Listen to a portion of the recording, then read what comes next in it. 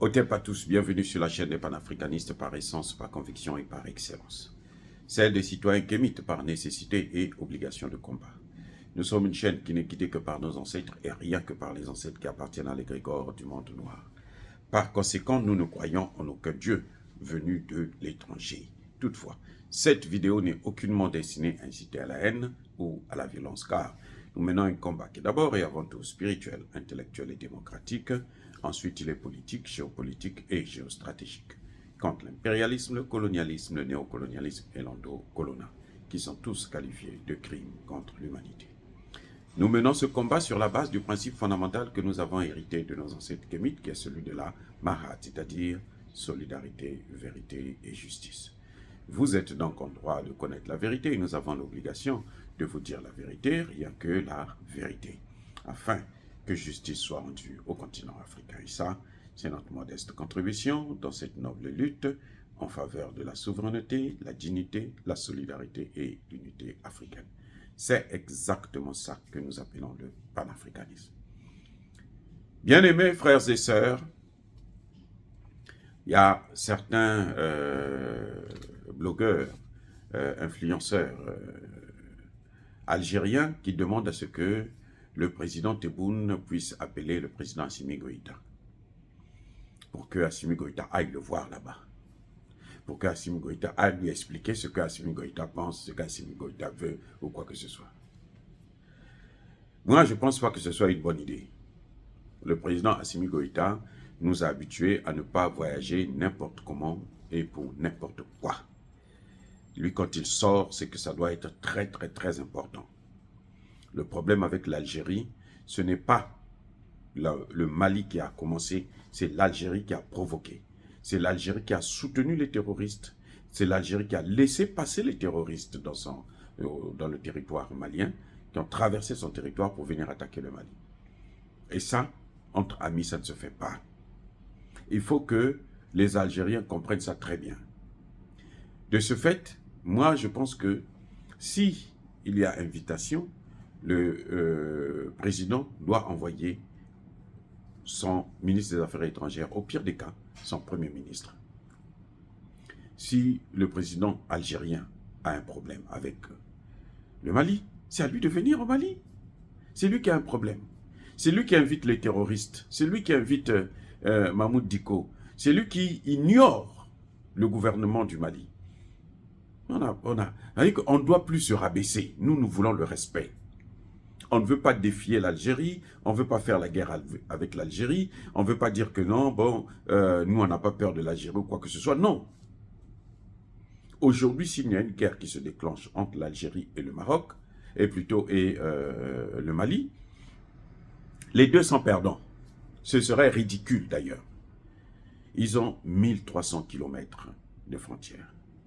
Les Algériens pensent que les Touaregs, là, le petit nombre, peut-être 1000 Touaregs ou, je ne sais pas, 1 million, au très très grand maximum, cette petite minorité-là, ce sont des Algériens, parce qu'ils sont clairs. Donc, eux, ils doivent avoir un traitement particulier au Mali. Non. Non. Les Touaregs, là, qui ne veulent pas vivre avec les Maliens, avec les Noirs, ils n'ont qu'à sortir, aller où ils veulent. Où ils veulent plutôt. Voilà. On ne négocie pas avec ces choses-là.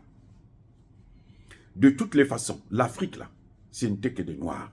Les Touaregs, là, ce sont des nomades d'abord. Ils sont en train d'apprendre à être des sédentaires avec nous, les Noirs. Parce que nous sommes comme ça. Donc, soit ils adhèrent à notre culture, soit ils vont là où la culture est la meilleure pour eux. L'Algérie est un grand territoire et ils ont la place là-bas aussi. C'est vrai, il y a même des Touaregs de l'autre côté en Algérie. Donc, s'ils veulent se mettre ensemble pour qu'ils puissent créer leur État, ils n'ont qu'à le faire en Algérie, pas au Mali. Nous avons appris aussi que le ministre algérien des Affaires étrangères était venu à Bamako. C'est bien. Pour apaiser les choses, pour apaiser les esprits. Et là, j'apprends que l'ambassadeur algérien est rentré, est revenu au Mali pour travailler. Il a même commencé son travail. Tant mieux. Nous n'avons pas un problème avec l'Algérie. C'est l'Algérie qui a un problème avec nous. Parce que l'Algérie pense que nous sommes encore à l'époque où l'homme noir devait être l'esclave des autres. Mais ça, c'est fini. Il y a des pays, des dirigeants comme les Tshisekedi, et puis les autres, je ne vais pas citer les noms, qui sont là, qui vont chercher à aller négocier avec Israël pour aller prendre les Palestiniens parce qu'eux, ils ont besoin de montrer que sur la chaîne internationale, que non, eux, ils existent, sont des présidents, des fous. Ça, c'est une folie. Mobutu l'a fait avec les Rwandais qui sont comme nous, nos frères rwandais. Mobutu l'a fait. Voilà de ce que ça nous a apporté, le génocide. 15 millions de Congolais sont morts déjà, à cause des Rwandais. Ils ont tué l'équivalent de leur population. Chez nous, parce qu'on les a reçus. On ne peut plus continuer avec ces choses-là. C'est à prendre ou c'est à laisser. Maintenant, il y a des gens qui disent que le Mali abandonne l'Algérie pour se tourner vers le Maroc ou la Russie. Non. Avec la Russie, là, ça c'est un partenaire. C'est la coopération avec des États qui se respectent, qui vous respectent. La Russie, c'est un grand État qui respecte des petits États, les États pauvres ou qui sont appauvris. Elle les respecte. Comment ne pas les respecter aussi? Donc on les respecte. Avec le Maroc veut profiter de cette situation, mais on sait que ça ne peut aller nulle part. Le Maroc ne peut pas créer un canal qui va quitter le Maroc pour venir jusqu'au Mali sans passer par l'Algérie ou la Mauritanie. Et le Mali n'a aucun intérêt à reconnaître le Sahara occidental comme faisant partie intégrante du Maroc. Non, le Mali n'a rien à voir avec ça. Il ne faut pas faire comme, je prends toujours Tshisekedi parce que c'est lui qui commet tellement de bêtises actuellement, qui a pris son ambassade, qui se trouve à Tel Aviv, il l'a amené à Jérusalem. Comme pour dire que non, Jérusalem, c'est la capitale israélienne. Non, on ne rentre pas dans les affaires intérieures des gens. Et ce que Tshisekedi n'a pas compris, c'est que même spirituellement parlant, ça le condamne, ça condamne le Congo. Et nous, on n'a pas besoin de ça. Nous voulons les regarder faire ce qu'ils ont à faire. Ils n'ont qu'à se battre. Nous avons nos problèmes à nous que nous n'arrivons pas à régler.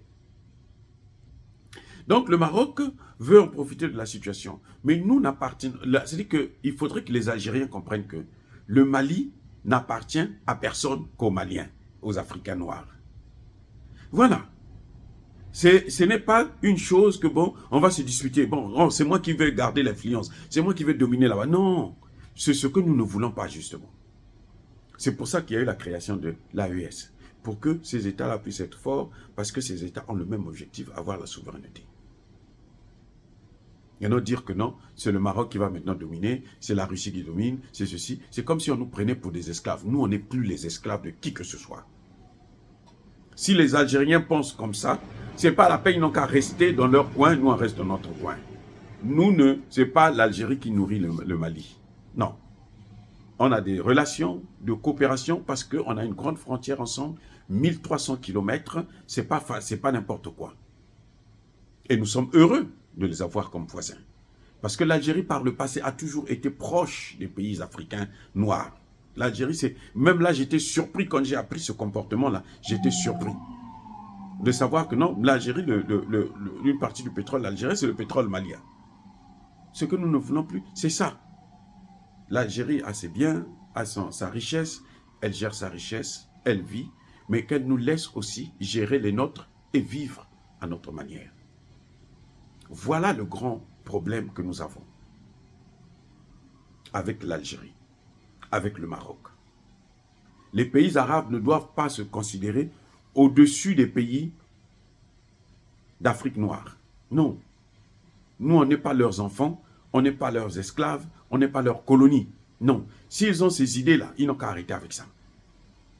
Le roi du Maroc, il apprendra ça à ses dépens. Parce que je suis sûr que nos ministres des Affaires étrangères ne commettront plus la même erreur qu'ils ont commise. Surtout pas, on va mettre une task force. Donc, on va mettre une armée. De qui? Quelle armée? Une armée du Sahel, une armée, les États du Sahel vont avoir une armée à eux, et puis vont avoir une armée qui va être attaché au Maroc, parce que le Maroc est qui? Non. Que le Maroc soit riche. Il y a des gens qui disent que le Maroc est riche. Ok. Il nourrit qui? Le Maroc nourrit les Marocains. On a vu quand il y a eu le tremblement de terre, les difficultés qui se sont apparues, qui se sont révélées.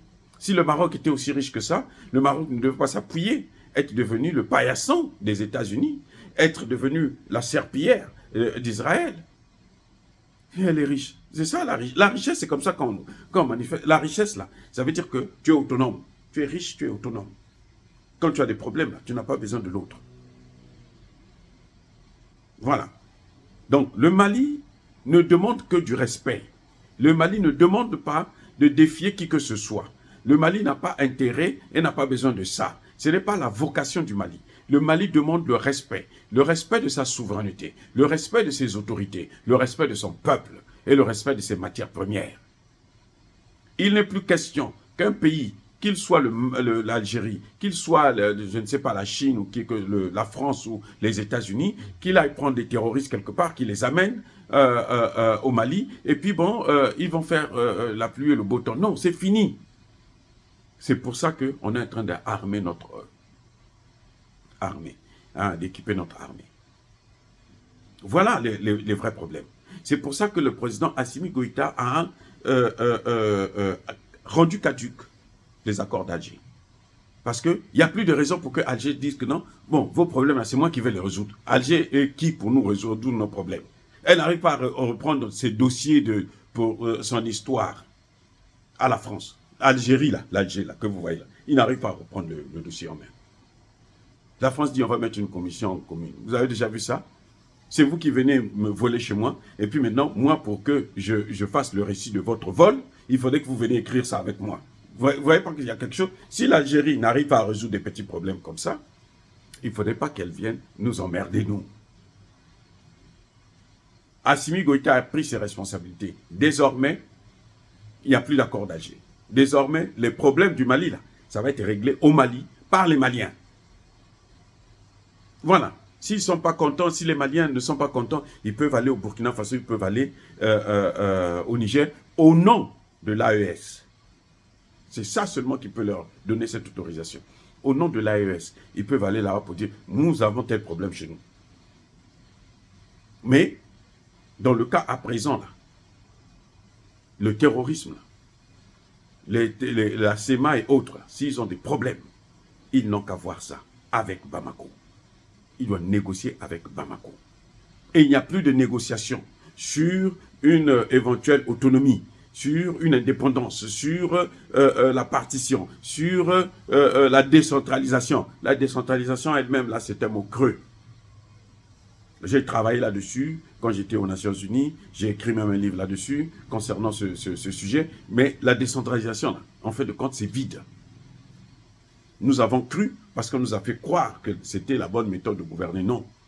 Le Mali était gouverné avant la décentralisation des Occidentaux.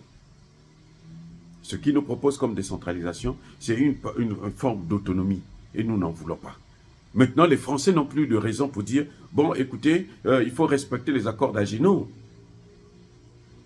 Le Mali est dirigé par un État, par un gouvernement. Et c'est un seul État. Guidé par une constitution, pas par une loi issue des accords d'Alger, que les Nations Unies ont validé. Parce que si les accords d'Alger sont toujours là, ça veut dire que les Nations Unies ont le droit de s'ingérer.